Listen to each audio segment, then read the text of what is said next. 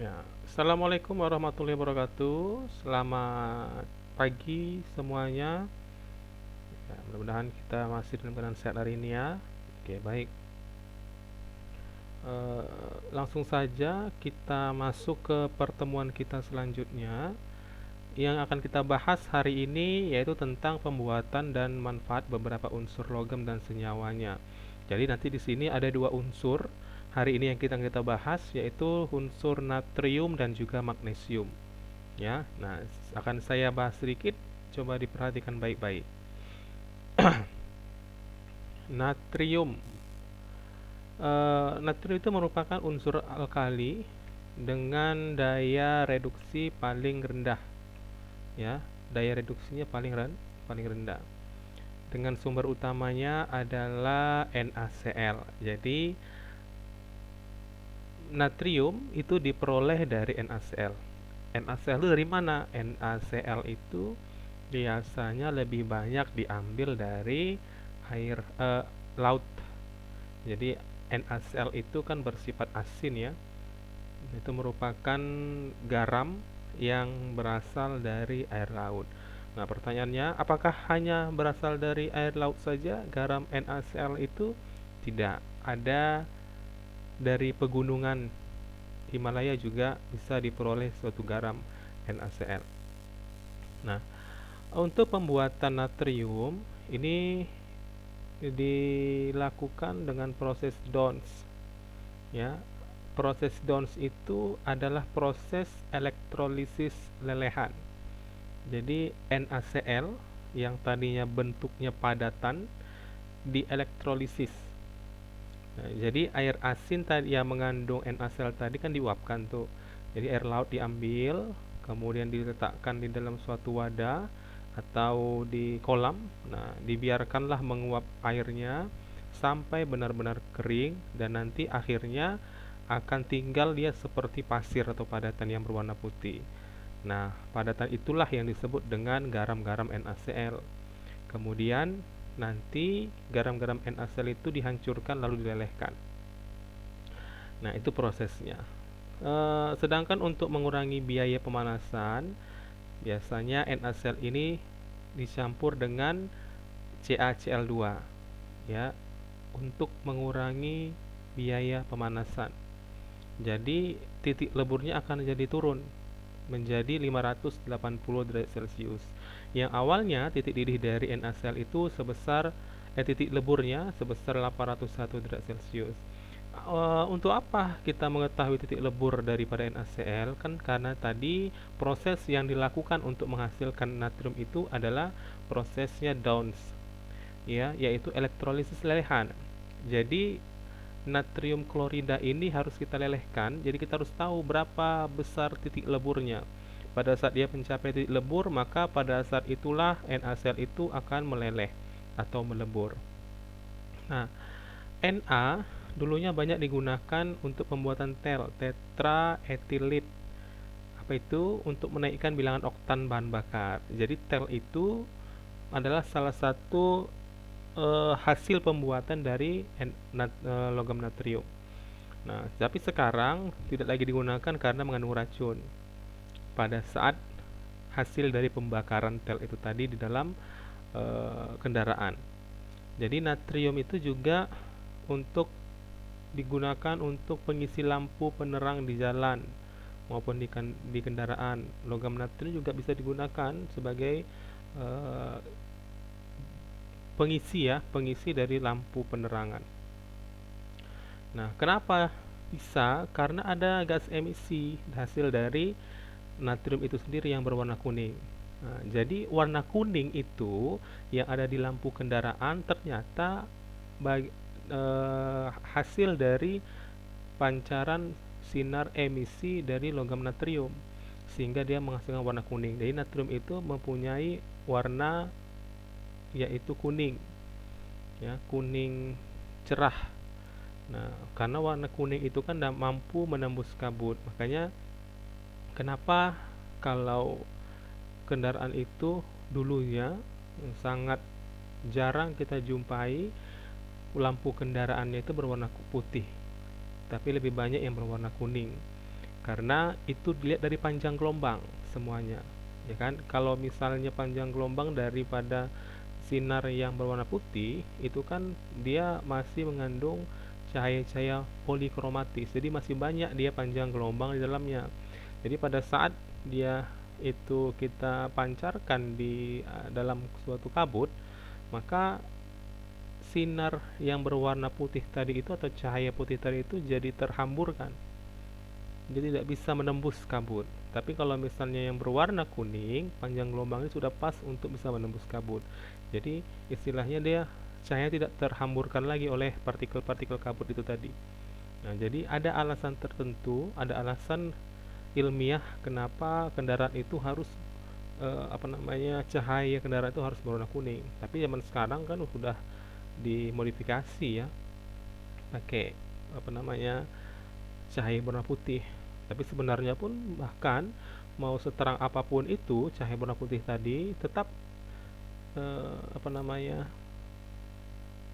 panjang, sampai mana si cahaya itu bisa eh, jarak tempuhnya, jarak tembusnya itu tidak terlalu jauh dibandingkan yang warna kuning. Walaupun dia sangat terang, tapi jarak tembusnya itu tidak sejauh dari lampu yang berwarna kuning.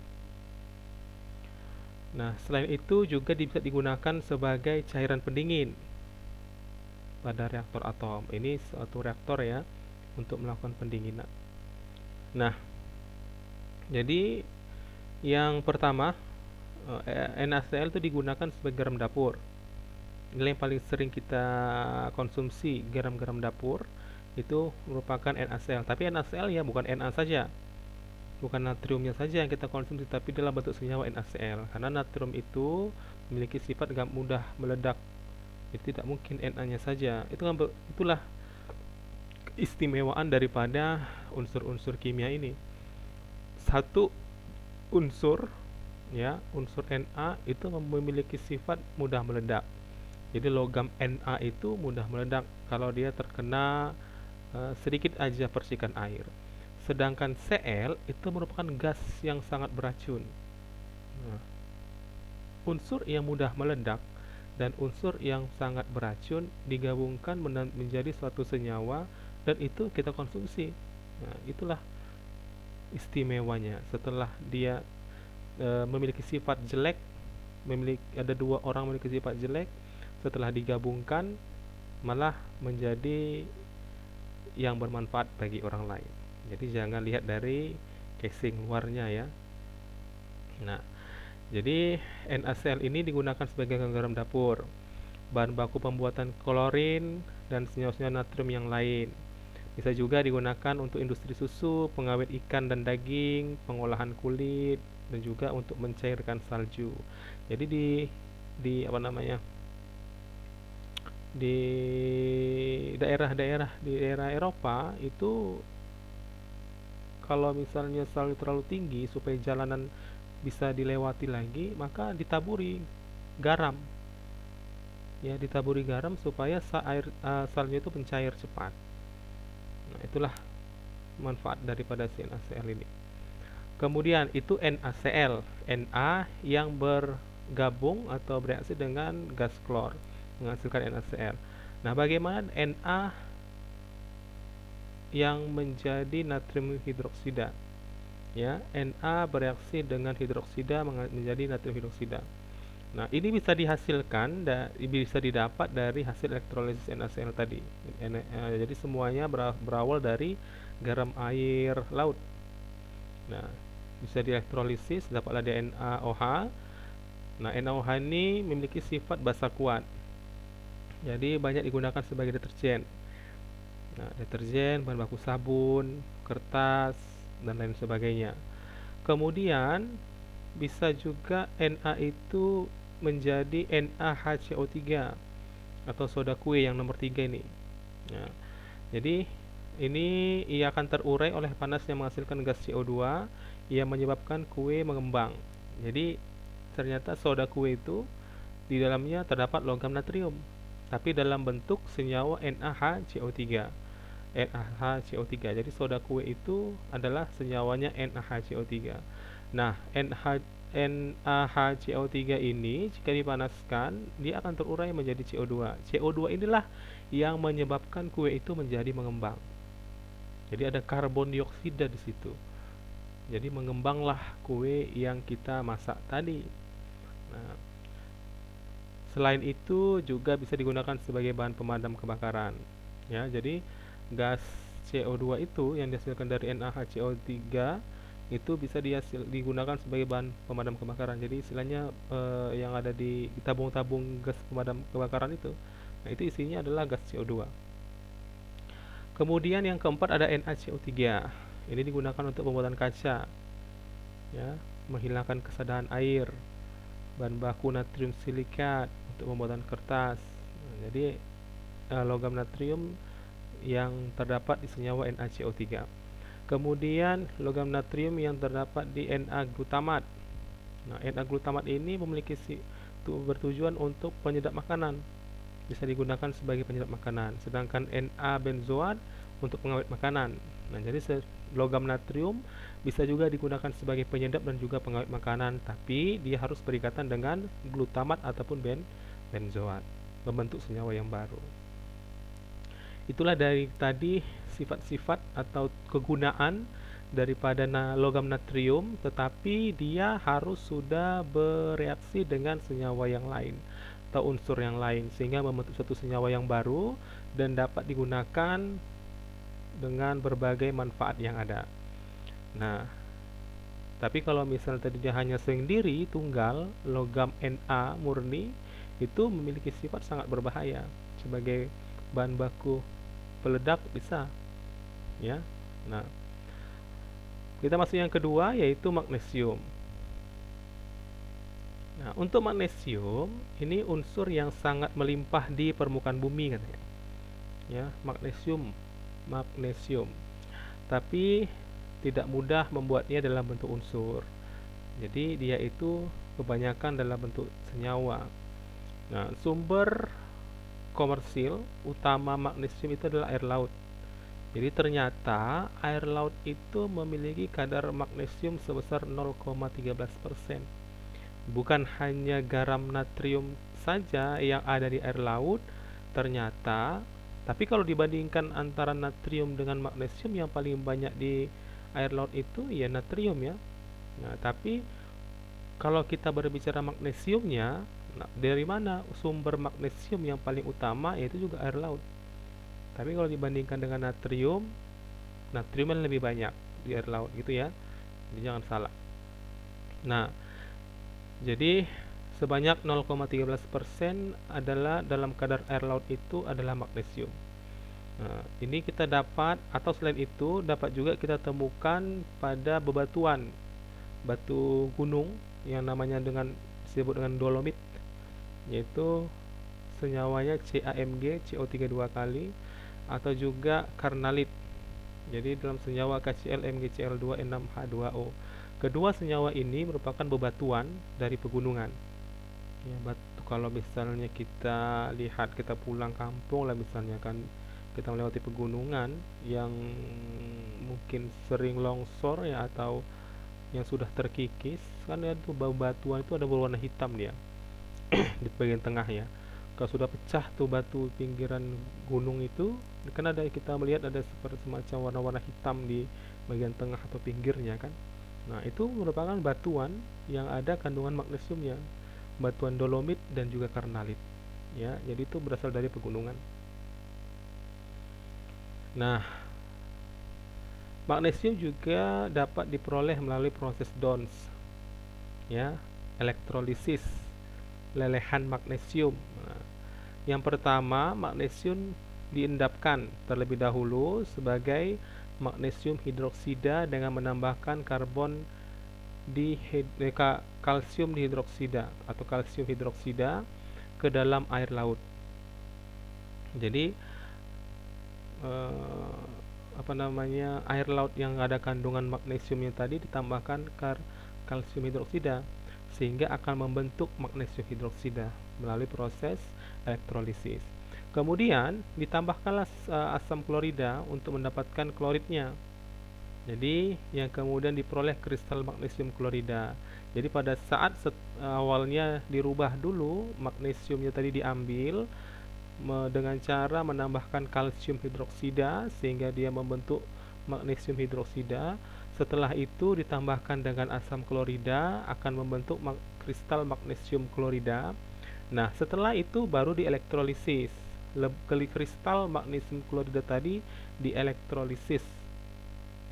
Nah, sebelumnya menambahkan magnesium klorida yang mengalami hidrolisis sebagai sebagian kecampuran leburan natrium dan kalsium klorida. Jadi dicampur dulu juga terhadap natrium dan juga kalsium klorida. Karena kan tadi belum terpisah ya, natrium yang berasal dari air lautnya tadi belum terpisah secara murni magnesiumnya itu.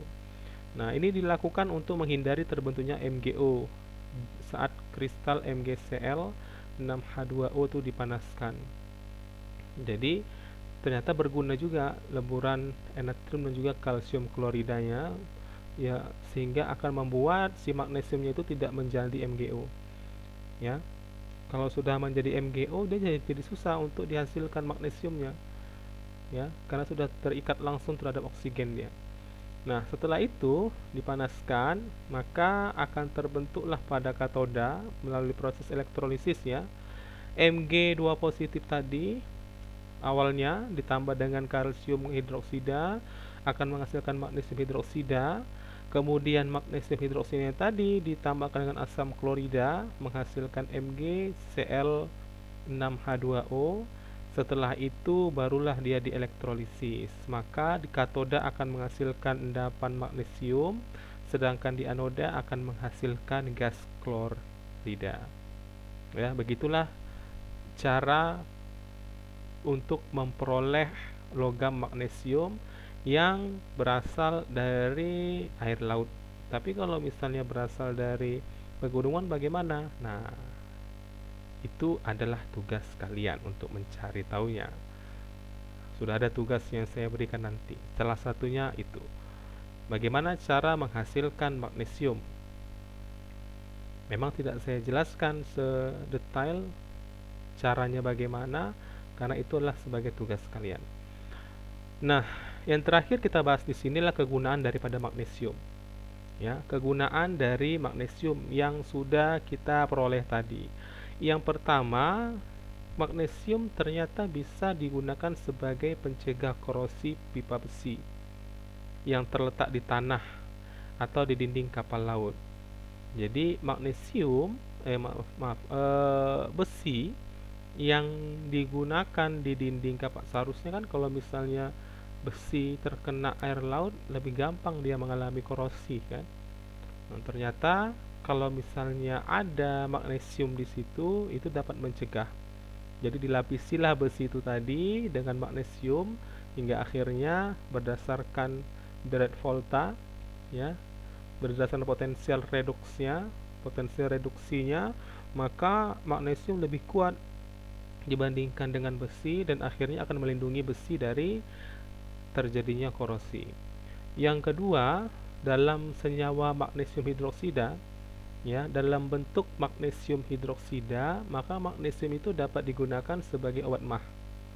Jadi kalau misalnya kita lihat di di komposisi obat mah, promah misalnya, kalau misalnya kalian lihat pasti di belakangnya itu atau di dalam komposisinya itu terdapat magnesium hidroksida. Nah, magnesium hidroksida ini akan menetralkan asam lambung. Asam lambung itu HCl ya. Nah, jadi kalau misal secara reaksi kimia, MgOH2 kali ditambah HCl ini akan menghasilkan MgCl2 ditambah H2O, 2H2O. Nah, berarti kalau kita konsumsi lah magnesium hidroksida ini akan menghasilkan garam magnesium klorida yang netral pH-nya. Ya. Selain digunakan sebagai obat mah, ternyata magnesium hidroksida juga dapat digunakan sebagai bahan pembuatan pasta gigi. Itu yang kedua. Kemudian yang ketiga ada magnesium sulfat ya, MgSO4. Magnesium yang membentuk senyawa sulfat yaitu MgSO4 sering disebut dengan garam Inggris. Nah, garam Inggris ini biasa digunakan sebagai obat pencahar atau laktasif usus, untuk mengobati usus. Ya, garam Inggris. Nah, kemudian yang keempat, campuran logam magnesium dan aluminium. Magnesiumnya 10%, aluminiumnya 90%, atau sering disebut dengan magnesium. Ya, ini dapat digunakan sebagai bahan konstruksi pesawat terbang karena perpaduan ini kuat dan ringan. Ya, jadi ternyata konstruksi pesawat terbang itu berasal dari campuran atau perpaduan antara logam magnesium dan juga aluminium. Karena dua-dua unsur ini, kedua logam ini kan memang jika beratnya itu kan tidak terlalu berat, ringan dia, tapi kuat, ya. Ringan tapi kuat. Itulah campuran antara magnesium dan juga aluminium. Kemudian yang kelima, magnesium itu dapat dipakai untuk membuat kembang api dan lampu penerangan pada fotografi atau blitz. Jadi pada saat kita membuat foto ada cahaya, itu adalah logam magnesium, cahaya yang dihasilkan dari blitz foto kamera. Nah, selain itu juga bisa dibuat sebagai bahan pembuatan kembang api.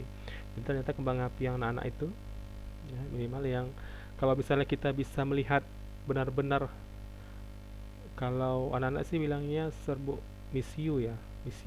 Nah, serbuk itu logam magnesium. Jadi dia mudah terbakar logamnya.